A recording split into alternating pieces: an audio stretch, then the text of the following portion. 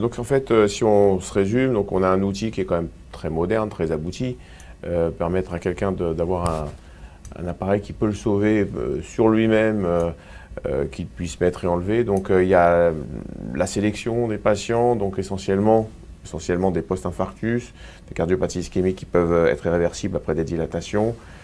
Ce délai de 3 mois. Et donc nos équipes sont très aidées par les laboratoires, ça c'est vrai, pour les 2 heures de formation. C'est quand même 2 heures par patient. Bien lui expliquer comment le mettre, comment réagir en cas de sonnerie qui annonce un choc, etc. Donc ça, c'est effectivement, on a cet aspect-là. Puis après, il y a notre aspect à nous.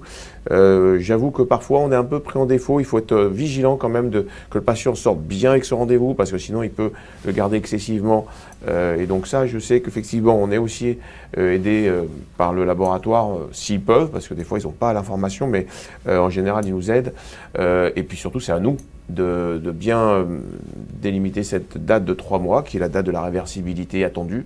Et effectivement, avec ça, on a une protection, on va dire, vraiment optimale de ces patients contre ce risque rythmique de mort subite.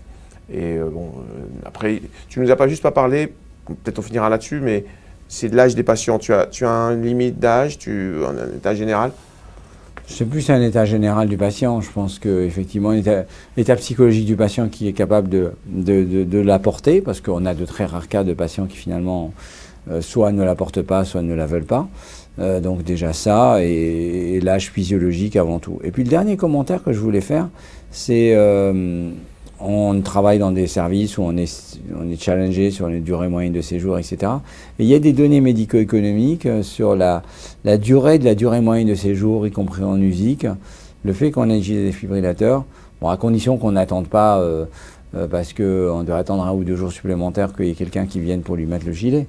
Mais globalement, ça permet de réduire les durées de séjour, parce qu'on peut permettre de le faire sortir plus vite parce qu'il y a la sécurité. Oui, même avec un patient qui a une fraction d'éjection à 30%, qui a fait un gros infarctus, c'est possible de le laisser sortir dans ces conditions-là. Voilà, merci beaucoup Walid, je crois qu'on a fait une petite revue du sujet, j'espère que ça vous plaira. Bonne journée. Merci.